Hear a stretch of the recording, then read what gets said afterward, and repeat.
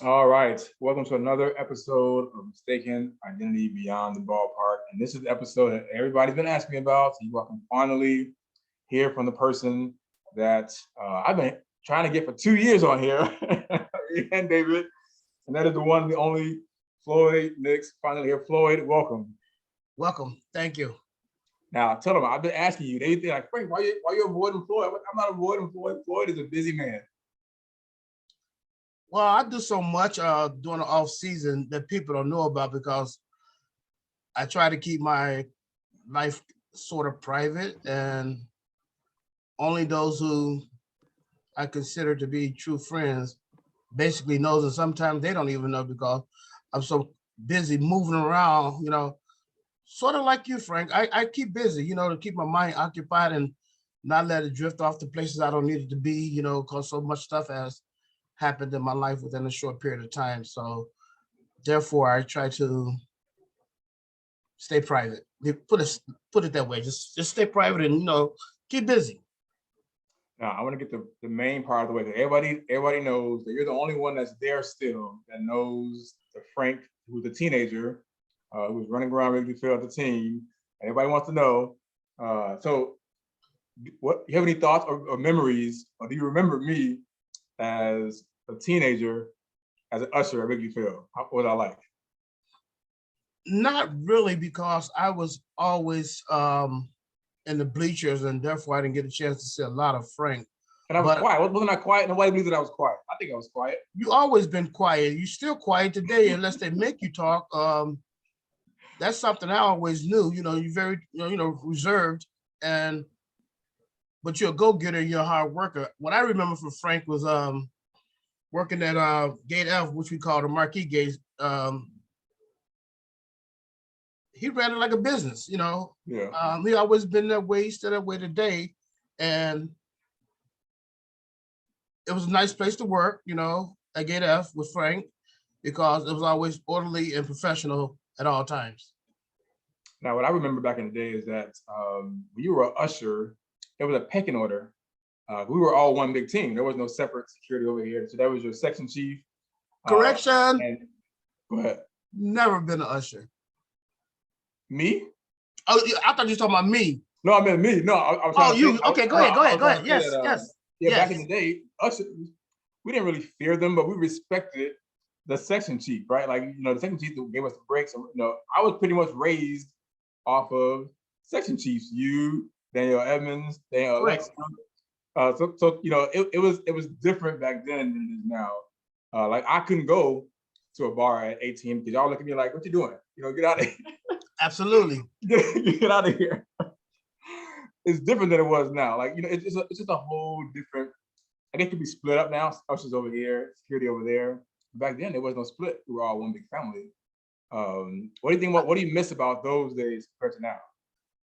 To me, it was more family oriented. It's like little brother raised big brother. Yeah. Supervisor was our parents, so that's how we was taught, and that's how we was raised at the ballpark. The big brother took care of the little brother, which was our ushers, and the supervisor was like our parents, and they took care of us. So right. It was more family oriented to me than it is today, so to speak. And of course, we can't go without talking about the greats, at least the greats of me, Mike Hill. You have any memories of Mike Hill was, like night and day sometimes. Do you have any memories that you could share about Mike Hill? Yes. I sort of pattern myself after Mike Hill. That's what I think. A lot of people don't understand. They think I'm more authoritative, but I'm more of a delegate than they would ever know, because that's the way I was raised. We always was given orders directly, and we was prepared to carry them out the way he delegate those orders. He never really talked to the section chief. That was more of what the supervisor did. So Mike was a military man, so therefore I think he kind of managed us more in a military style. It was a pecking order. which they call the chain of command today. But to us, it was more military style, but we always knew that Mike Hill had our back. You know, if there was any situation going on, he was there. You wonder how he got there, but he was there, you know, and that's the way the supervisors led back then. You know, I think I took on more of a Larry Kosek style. You know, he was very direct, but he gave us the autonomy to be leaders. You know, everybody feared Larry. You know, I don't want to be feared. I want to be respected. And Larry was just, you know, more, you know, built like Mike Hill. He was a military man also. So that was sort of my style until things changed and I started to become more of a delegate, you know, of this what we need to do for today. Here's my lead, which was called section chief back in the day. And you run the show, you know, I'm just in the background. If you need me, I'm there, I'm visible, and I want you to lead because one day you're going to take that role as a supervisor, or I assume you want to be a supervisor, and I want to make sure you're prepared to take on the leadership role. Right. And the story about Mike Hill. Yes. Convention time. So one year during the convention, we opened up the convention, and always on Friday night, everybody would go to Kitty O'Shea's. Yeah.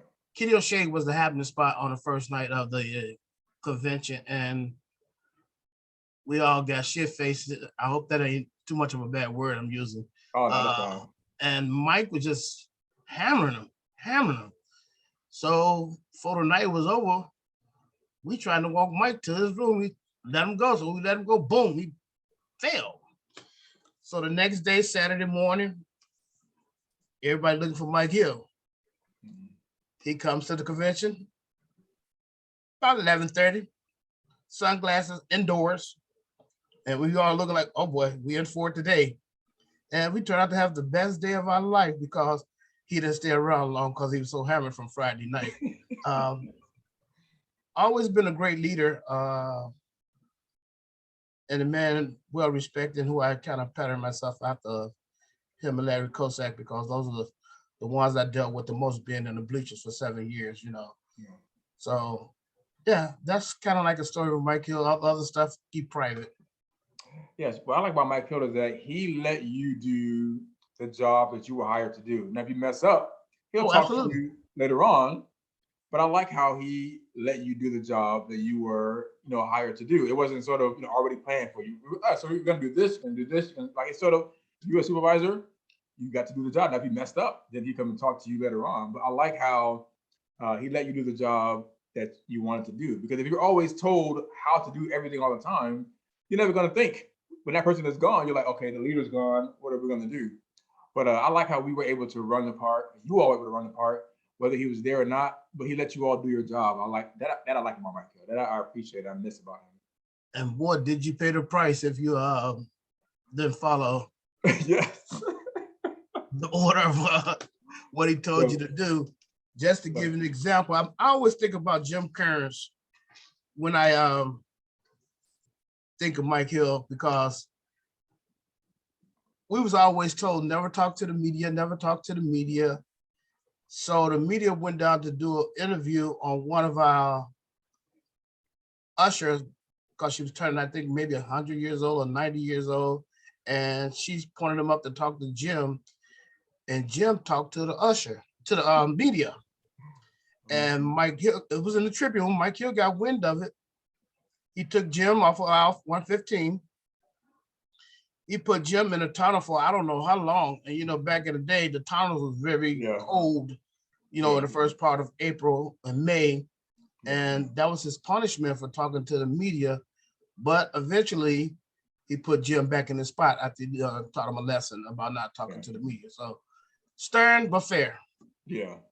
And he did it almost all by himself. It was just him. Like I don't think he had an assistant, did he? Or because I think the supervisor was so unique and good that he could do it, you know, by himself, you know. Yeah, I agree. Now Now, tell me about how did you ever first hear about the Cubs job? How did you even hear about it? So the history of the Cubs job was I was in college and they was at the university recruiting for ushers and crowd control, which they was called back in the day. And I said, you know what? I love sports, so I'm gonna give it a try. Because I started off with the Bears back in 1990, but that was like working in Iceland or somewhere. It was too cold for me. I mean, that's the only job I ever walked off of because it was too cold. So they recruited from the university. I filled out an application. They called me. So I went in for my first interview, did great. Came back from a second interview. It was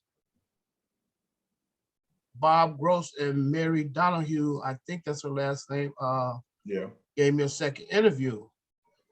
So it was in a group form, and that's when the bosses came in and interviewed me, and they asked, afterwards, do I want to work there? I said, sure, I want to work here, absolutely. So I got hired, and I've been there since 91. Okay, all right. So were you started out with just straight security, bleacher wall? Was that where you were at? Crowd control. They called it crowd control back in the day. I was crowd control. And my first assignment was in the bleachers. And I was in the bleachers for 7 years. Right. So the funny thing about that was, for being in the bleachers so long, we had our own autonomy. Like that was the bleacher crew. We had a crew that stayed in the bleachers for the entire time. We didn't switch up. We always had the same guys in the bleachers. And I think it was like a hot summer and they switched us up. So they took all the bleacher crew and put them in the lower deck. What a mistake. What a mistake. I did the food. Yeah. When you work in a lower deck, there's a different behavior that's expected of you. And being raised in the bleachers, we was able to do us. Yeah. The bleacher crew was the bleacher crew, and everyone that knew us, even the regulars, they knew the bleacher crew was the bleacher crew. Right. I'm gonna leave it at that. I'm not gonna tell no story. Yeah. So I got called to the office to talk to Mike. He's like, "What's the problem?" I was like, "Why am I on the lower deck?" I was fine. I didn't ask to be changed. So he said, "Because you needed a break." I didn't ask for a break. He said, "But it's been like 9 to 10 days in a row, hot weather, high humidity, and I wasn't nice to them fans at all. They ran me out of the lower deck real quick and put me back in the bleachers. And I stayed there for 7 years. And to me, that was like being in heaven, being on that bleacher wall, even though it was hot all the time. But I only stayed there for 3 years, and I got promoted to a section chief. So, yeah. Now, back then, I was telling to the ushers, they didn't believe me. But back then, if you were crowd control or security now, there were no breaks or rain delays. I remember standing on the dugout in pouring rain. I don't remember being able to go inside. I don't remember getting breaks when I was security. Now, tell them, am I telling the lie? Isn't that true? We didn't get breaks back then. What break? I know. We never got a break. I know. Our break was go use the bathroom, get some water, and get back on that wall. Yeah. That was our break, because I think we didn't know enough about the union's rules and things like that. That we supposed to got a 15, 20-minute breaks. And for the most part, we didn't want to break. We liked the action of the bleachers because it was so tight and cluttered. Yeah. It was always some action out there. So therefore, we never got a break. Yeah. And then standing in the rain. Remember standing in the rain on the dugouts, or you stand in the rain? Oh, definitely. We didn't leave the wall. We had to stay on that wall while it was raining and keep the fans down below or at the gate, so to speak, because we didn't have no concourse. We had the ramps and we had the gate, and that was it. We had to keep the fans down there. Yep. Now here's a question that people ask me a lot. Because a lot of people, and you brought up this earlier, they misunderstand you. Some people go to me and say, "Wow, Floyd he just cursed me out." He's mean. Like, one, he didn't curse you out. Two, what did you do that caused the reaction from Floyd? I know Floyd, and you must have done something. He said to me all the time, Frank is mean. Like, what did you do to me to make me mean? So what would you say is a big misconception about you that you hear people have about you? You know what, Frank? That's a great question because I will like to explain it to him because it is a misconception. For one, I did not curse.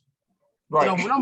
When I'm giving out information and what we need to do for that day, I never try to swear because I know when I'm in school, we can't swear. So I never swear at people for that matter. So, but if I'm talking to you one-on-one, it may happen, we just having a personal conversation. But as far as me being a supervisor that's go around swearing at other employees, that's a lie. That's a big lie. Right. Now, the misconception comes about people will try to get into your personal life, So I try to keep them away from that. And I don't share that with a lot of people. The first thing you do that's wrong with Floyd is you look at my facial expression. My facial expression comes down from generations and generations of my family.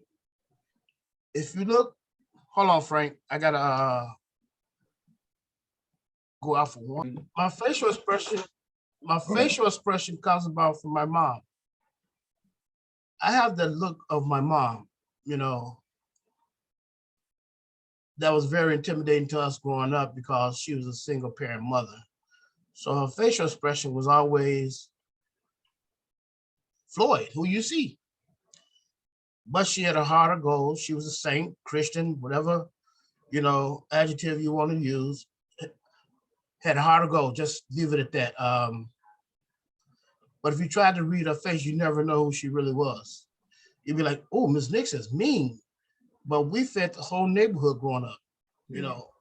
Some days we wouldn't eat or we'll have a portion of what we're supposed to eat because everybody wanted to go to Miss Nick's house. So with me, everybody tried to read my facial expression.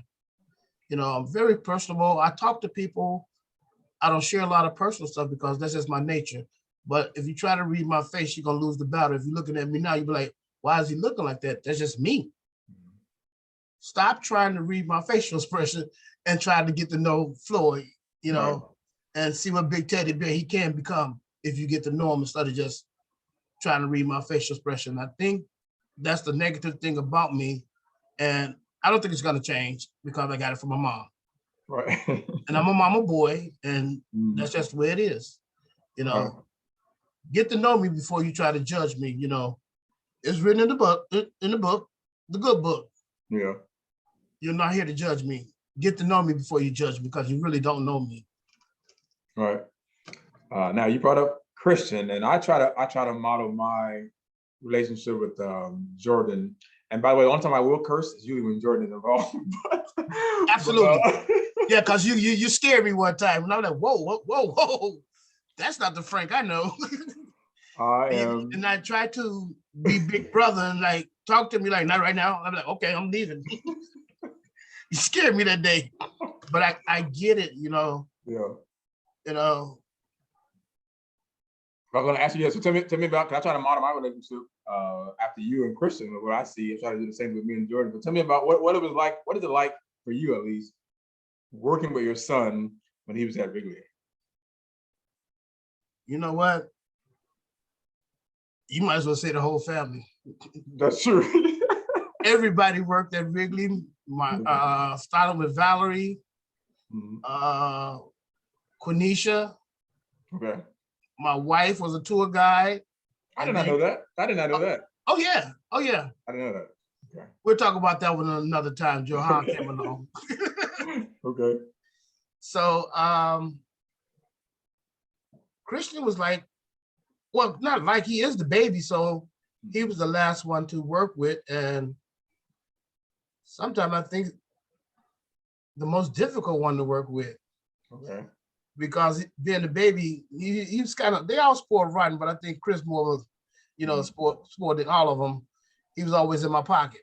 Dad, I'm hungry. I know. Dad, this, dad, that. But being there with Christian for the World Series was the best moment of my life as far as my career at Wrigley. I don't want to get emotional, and I'm not going there, but I really enjoy sharing that moment with them because That's the only son I have. It was a pleasure. Sometimes it was tough because certain supervisors thought they had the privilege of letting me know when Christian did wrong, or Christian was out of uniform, or Christian didn't do this and do that. I said, that's the wrong thing to do to any parent, because most of the time when you tell a parent about their child, most parents get offended. And I used to tell them, if Christian not doing what he's supposed to do, you as his leader should treat Christian accordingly. I don't want my son to have no special privileges, because I want him to be able to deal with the world, deal with society. And therefore I say, hey, Christian is just Christian. I am Floyd at work. I'm not his dad. And he looked at me like, what do you mean? I said, I'm not your dad. Call me Floyd, like everyone else do. And from that, I think he understood what it means to have a job, even though some people don't consider it as a job, but it is. It's seasonal, but it's still considered to be a job. And that was like the best time of my life, man, to have your son right next to you. We never worked together a lot unless we was in the bleach, and he dreaded that because I treated him like we was at home. He like, man, he used to come on, I can't stand working with Dad. He used to tell his mama, Dad, make me sick. He won't give me a break. He won't let me do this. He won't let me do that. Because I always do it his way. But it's part of growing up and being a parent, learning how to separate from being the dad and being his boss. So it was a joy and a pleasure. I enjoyed all the time working with my kids, but it's difficult when you work with your kids. I think my problem is that I think I'm I think I'm overprotective. Like, you said the supervisors come to you and say something about what's going on. If Jordan comes to me and says, this person said X, Y, and Z to me, I'm ready to talk to that person. I had to grow up, Frank, and stop doing that, because in life, they're not going to always have us around. Right. And they have to do what's right, and I expect them to do what's right, and it won't be no other way, around it. Now, if you mistreat my child, the Floyd you don't want to see is the Floyd you're going to get, because you're not going to mistreat my child, because I wouldn't do that to yours. Right, yeah. I would tell you the truth about your child, and you deal with it the way you want to deal with it, but if you mistreat my child, it's going to be a different Floyd. And I'm not trying to be mean. I'm not a thug. I'm not from the streets. I'm a parent first. Yeah. Treat him like he's supposed to be treated, and treat him like he's one of yours. Yeah, I think my problem is that I always see the 10-year-old Jordan, even though he's about to be 23 next week. I always see the 10-year-old. That's all I see all the time. Yes. Even though he's 23, I don't see the 10-year-old Jordan. But I do want to thank you for helping me with him. Sometimes I get so mad at Jordan, I'm ready to throw him over the wall, and you're able to, talk to me and then to calm him down, because I just, like my mama, that look. When I get that look, I can go to 0 to 10, and Jordan knows it. So I'm thankful to you for helping me out, because obviously this is new to me and having just one of them. But so I want to thank you for that. Actually, all the help you do with me and George. So thank you for that, by the way. Absolutely, you're welcome. And I think a lot of times mine come from being a coach, being a parent, being a leader. I think I kind of mixed those all together, and that's where a lot of my style comes from. Being other leaders that had military background kind of molded me into my leadership role, but I have changed and adopted to the way things are today. If you can't change with the times, you're going to be lost to space. It used to be my way or the highway, if you want to quote it that way. This is how Floyd do it. You're going to do it like Floyd. We're going to be the best in class, because I always been a leader, and I always been like the number one guy, even from sports, from high school, college, coaching. I was a teacher. That's what I did. I taught. So I gave you the tools to do your job, but it's going to be the tools that I want you to use. Yeah. Now I have become more flexible, and I think some of my leads can speak for that, because now I give them the autonomy to do it their way. You know, I fill out the paperwork, I do this, I say, here, your show. And I think a prime example of that was Hawa. You know, she was, I'm not gonna say my student, but I wanted her to be to that next level, go move to that next level. And she said I could do it my way. She always questioned me, not so much question me, but more make sure it was done my way. And I think that's where some of her style comes from. She's learning, she's gonna be good. And I just had to change with the time, Frank. You know, the Mike Hill era was over. And as far as business, things have become more fan friendly. And that's how it was, you know. And that's how it is today. So therefore we more so have to please the fans and do it in a different manner than which it is, because times has changed. Right. Yeah. So what, because you said about being a coach, but you're also a teacher. What made you want to be a teacher? I don't know, Frank, because it drove me to drink more. It just comes from Frank, at a time when I excuse me, first started. I didn't want to be a teacher. I always wanted to be an accountant because I love dealing with math. And sometimes in life, your path is not what you want to be, or where it's led to be. And I started having babies. Okay. So I needed money. You know, I don't have to be rich, but I needed more money. So I took on a substitute position at my school that I'm currently at now. And not knowing what I was doing or what I was getting into, I fell in love with it, Frank. And with the kids of Inglewood, man, it's just amazing. I didn't plan on staying forever. You know, I want to go crunch my numbers. Right. But being able to teach those people or students from Inglewood, I think was a calling that God put upon me. And I fell in love with it, you know, being able to nurture, um, being able to let them see the outside world through my eyes, you know. They never go outside their area. This one I might get emotional about, Frank, so, because I really love teaching them kids from over there. All they knew was Inglewood. They thought it was, you know, as Tupac said, them against the world. They didn't know how to function outside of that neighborhood because they never been outside of that neighborhood. They never seen Chicago outside their neighborhood. And I enjoyed doing it, Frank. And just to see the progress of young men and women is amazing. You know, they all don't make it, you know, but a majority of them do. And that's what made me want to, you know, stay there and teach these kids and continue to teach these kids, because they needed someone, you know. I didn't come from a rich background, you know, as far as income. I never knew that we was poor, if you want to use that phrase, but I had a family, you know, that loved me and was there for me. These kids came to school every day, Frank. Dirty, clean, snotty nose, coughing, hungry. They came every day. We had enrollment when I first began at almost 1,500 kids, and all 1,500 came to school. Our attendance rate was almost 98% for a whole year.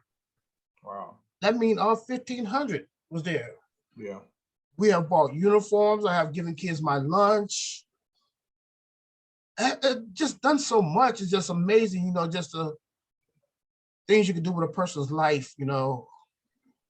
Just to give you a story, I was talking to my basketball team, which I coached for 20 years. Until my wife said, enough is enough. Your kid is grown, so it's time for you to come home. So I talked into a few more years and I kept doing it. So I started coaching the girls team. But just to get back to the boys team, my kids come from two boundaries. On one side, there was one gang. On another side, that was the other gang. But I managed to keep them together for at least a couple of years. I'm not, trying to hurt each other. I'm not gonna say kill because back then they only beat each other up and they wasn't shooting like they do today. So I taught them, some of them, made it. They made it, Frank, and I was pretty darn proud of that. Thank God for that I was able to be some part of their life, and they knew that they couldn't play ball unless they had a C+ average. And if they had too many C's, I got pissed at that, but that's the way it was. And it kept them alive, Yeah. And it's just been great just to be able to, be an influence in life, man. Teaching is teaching. It ain't always about the X and O's. Sometimes it's life, teaching about life games. But one of the best stories I had from doing that, I was talking to my boys, and like I said, they come from two sides of town, two different gang settings. And I was telling them how cool I was with the off-duty police officers that work at Wrigley. And it blew them away because they knew the police was a bad thing. They didn't like the police. They didn't respect the police. They hate the police. And I was telling them, yeah, I have good friends on the police force. And they're all black. I said, no, they're white. Yeah. Like, what do you mean? You got white friends? I like, of course I do. Yeah. He said, they respect you? I said, yeah. They're not trying to arrest you or lock you up? No, because I don't do criminal-minded things. Right. But to make a long story short, two of our CPDs that still work there today, I was standing at the L station on 69th and State. They picked me up and they brought me to school. And the squad car, and the kids like, oh, Mr. Nixon, trouble. Look, he getting out the police car. And we dapped it up and they hugged me and, see you at the ballpark. And it kind of blew them away that I was able to get along with Caucasian white police officer, whatever, back then they had different names, very nasty names, but I'm not going to use that. Yeah. But they was kind of like, wow, Mr. Nix get along with them. Must be something right. I said, life is right if you do right, Yeah. But yeah, so that's why I love teaching, and that's why I love doing what I do, especially when it comes to teaching math. I love teaching math, Frank, and I always want to be a numbers guy, and I have took the fear from a lot of female students that was fearful of mathematics and made it fun because I talk reality with them. I put it in real life form and I show them what numbers are and how you can have fun with numbers. And a lot of kids have really appreciated that. And one kid came back to me this summer. I'm like, this boy ain't gonna make it. He won't let the street life go. So he went all the way through high school. I lost contact with him. He went to Tuskegee University. He graduated cum laude. Oh, wow. A kid that never respected. The first person he came to bring his degree with and take a picture with it was me. I cried like a baby, Frank. Yeah. I cried like a baby because I thought this kid was gonna never make it, and now he's in the master program. So that's why I like teaching. That's why we made to be a teacher. That's why do what I do. Now, is that how you and Mike Smith got close? Because he's a teacher too. Is that how y'all got so close? That you're both the teachers? No, me and Mike Smith is close because his mother. Okay, all right. Mike Smith's mom used to work there. Right. And me and Mike Smith's mom was close, and Mike Smith's mother and Cynthia George was friends. We all was friends. They all worked at the ballpark, and we, like I said, we just had the non-game day schedules. Work non-game days, 24/7, and she used to bring Mike to work with her because she didn't have a babysitter. And Mike used to be running up and down the ballpark, doing Mike Smith. And I knew the kid since he was like 8 or 9 years old, and I used to do CCTV. That's what we called it back in the day, and I'm watching on the camera, who is this kid running up and down the ramps all day long? High energy, and that's how me and Mike became friends. And when he came on with the Cubs, I'm like, I know this dude. It was Mike Smith, the kid. Yeah. And we became friends since then, more so than what we was back then, because I really didn't know him as a kid. It was more so me and his mom was friends. So we developed a friendship and became really close. Yeah, you talk about not judging a book by a cover. Mike Smith has master degrees after master degrees, smarter than I don't know what, and people would definitely judge him wrong when just based off who he is. But Mike Smith is very, very smart, very intelligent. I judged him wrong too, because I didn't know he was that smart. I thought he was a jerk that just liked to drink. Right. I did know he graduated from Purdue University. So in the words of my grandfather, I knew he had some fat on his head.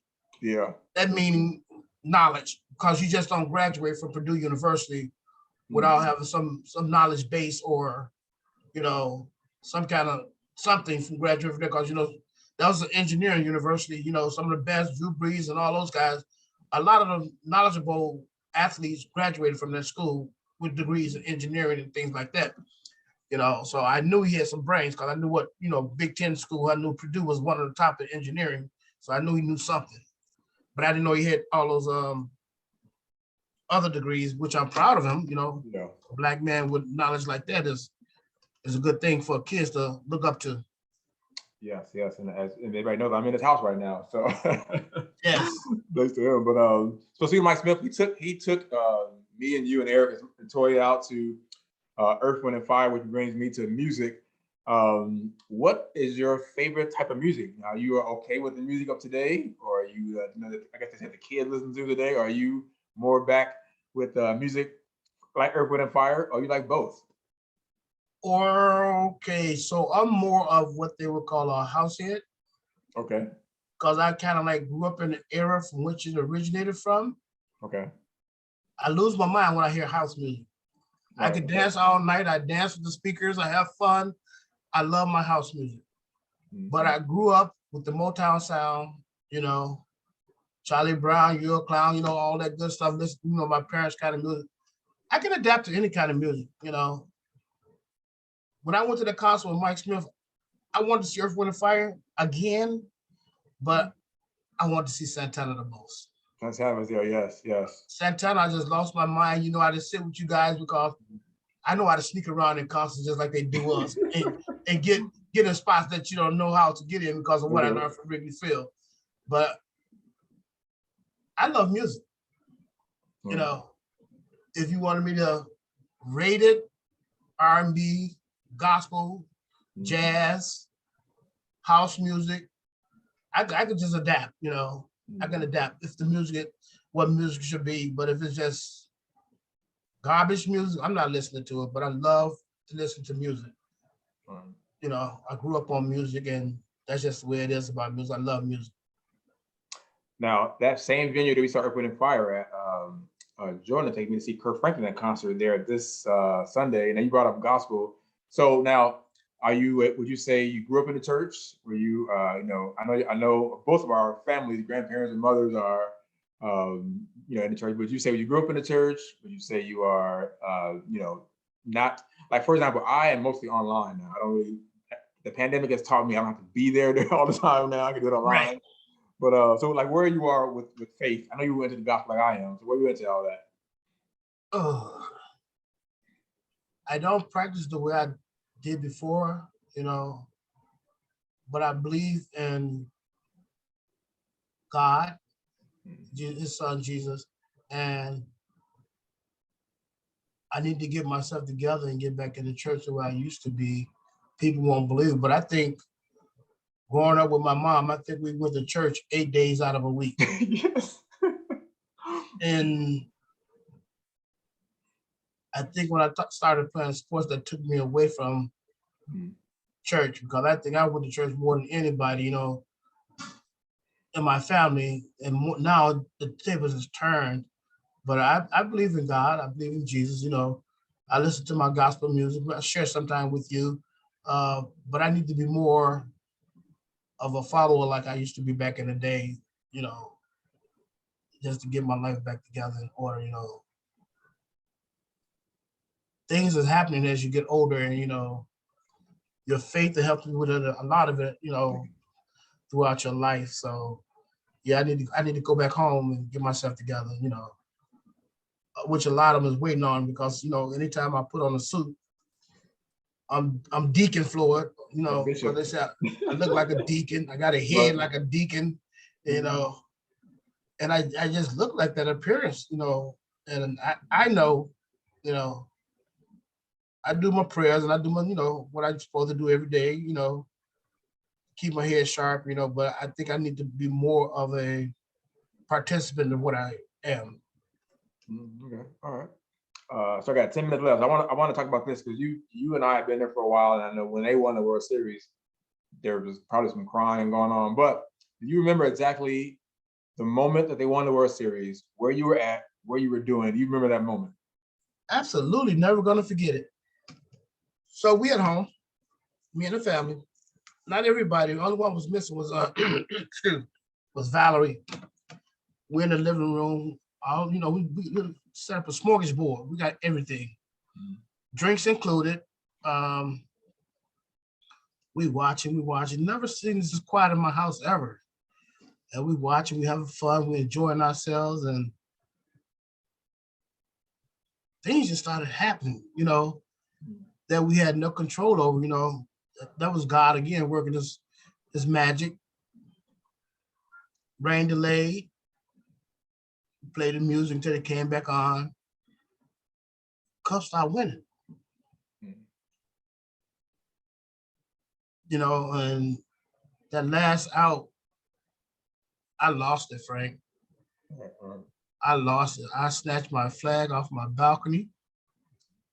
No one believes me, but it's the truth. My neighbor tell you, I ran in the middle of the street in Michigan. I live on Michigan Street on 43rd and laid down sobbing. Oh wow. Yes. Cubs win, Cubs win, Cubs win. We started bumping the music. Neighbors came out. They were celebrating with me. That's Sox fans. But yeah, that was the ultimate reward for me, you know, because I've been there so long, and we just partied for the rest of the night, playing music, drinking, laughing, celebrating, Cubs this, Cubs that. Wanted to go down to Wrigley Field, but I said, nah, I think I just stay home with my family and enjoy it. But it was a great time, Frank. You know, I was with my family and we celebrated and partied just amongst ourselves, you know. So it was good for me, you know. Let a lot of years of frustration. You know, everybody was worried about what's going on with Contreras, where the Cubs going now. They don't know how many years we have suffered with the Cubs. Yeah, that is true. You know, having losing records, you know, everybody thinking like, oh no, they did what the Cubs doing. If you're a season ticket holder and you've been there for years, you know what the Cubs are doing. Yeah. And it don't bother me. I just didn't want some of them to leave, you know, because I got attached to them. You know, a lot of them I just didn't want to leave, you know, because it's who they are. I remember the years we never made the playoffs. Right. You know, it's just what it is. You know, it's not always about the Cubs. For me, it wasn't about the Cubs. It was about the relationships and the friendships I have developed with people that I've worked with for so long. And a lot of us are still friends today, you know. And a little short story, people don't know that Mary Beth used to be one of my bosses. You good? It's a background on there. Mary Beth used to be one of my, I'm not gonna say boss, but she ran the front office. You know, we said like you know the way the office was built. She was like one of the home base girls, you know, so to speak. But she was in charge of home base, and she had more authority than home base because her future husband, which we didn't know, was our big boss. You know, so yeah, that's yeah. Now, what was it like? We had parade the next day. Were you on the bus? What? What was that like? Oh my God. Amazing. All right. I couldn't believe, Frank, I'm gonna be honest, I couldn't believe they even called us to let us be on the bus. I was shocked too. I'm like, dude, I didn't sleep the rest of the night. They're like, you, am I coming? I'm gonna be there for the bus get there. So I was there. I was there for the bus to get there. And, you know, me and my brother, we taking all kind of pictures with the buses and with the trophy and just having a good time. You know, it was amazing. I never seen that many people in my life. Right. Even with the Bulls championship, it wasn't that many people. Right. Yeah. It wasn't. It was just amazing, Frank, to go down all those different streets and just to get to the park and see all those many people. I was like, wow. So it was amazing. And I enjoyed every minute of it, believe me. Okay. Now today is staff party, and a lot of them don't know this, but back in the day, we used to have this thing. We actually had a picnic. We had barbecue, we had softball, we had swimming. It was great. And you were known for grilling, being the grill master and barbecuing. So I'm going to end with this question since today is party day, which is not the same as it was back in the day. But where did this skill or this love or this gift for grilling come from? Watching my older siblings, just watching and learning. I burnt a lot of meat. Ain't gonna lie to you. I burned a lot of meat back in the day. And I just learned how to do it and became good at it. And I, you know, started doing it my way. But a lot of time came from my sister Gwen, rest in peace. She did most of the grilling. You know, my brothers, they was out there doing their thing, you know, the older sibling. But for the holidays, that's what we did. Every holiday we grilled, you know, no matter what. If we didn't have none but a whole chicken, we grilled. You know, we made a party when there was no party. That's where we did things in our family. But I love barbecuing. I always loved to develop some of my own recipes, you know, especially when it came to chicken breasts and, you know, marinating ribs and making them tender. I learned how to do that practically on my own and by trial and error. Okay, all right. All right, so we got 3 minutes left. So I always end by letting my guests ask me a question. You don't have to, but do you have a question for me? No, not really, because to me, I know Frank. You know, a lot of people don't know Frank, and they think they do. They think they well, put it, you know what I mean. I know, I know, yeah. And they always think you got an angle. Mm-hmm. Yeah. And I said, no, you just don't know Frank. Yeah. He don't want to be your boss. He don't want to do this, but Frank is a go-getter. Yeah.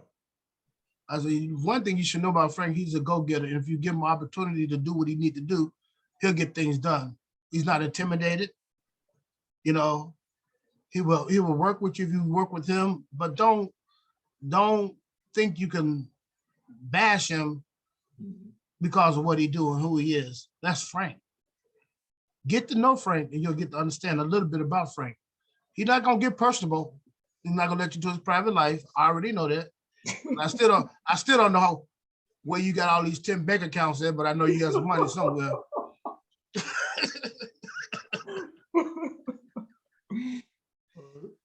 But I know Frank, if you need Frank and you show him that you're serious about needing his help, Frank will help you, you know. It's just who you are, you know. I enjoy being around you. You get on my nerves sometimes, but I ain't gonna never tell you that. But because it's you, you know, it's you. I appreciate you for what you do sometimes. People don't get it. If Frank don't say nothing, you ain't gonna say nothing. Right. Right. And then when I say something, everybody look at me like I'm crazy. I'm not crazy. I know what I'm talking about. Right. You know, and you know, my goal has always been to not speak up for me, but to speak up for everybody else. You always have. Yeah, like why can't we all have meals? Why can't we all have pizza? Like why can't we all have? That's just how I am. Yeah, yeah. So Frank, if you want to get something out there about me that peeves me off, the one thing I don't like about today is they don't take the knowledge that we have and use it to their advantage. Right. It's not that we're trying to show you up. we're trying to show you who we are. Right. If you are a manager, we the supervisors, let us supervise. Hmm. Let us be who you hired us to be. Take our knowledge and use it.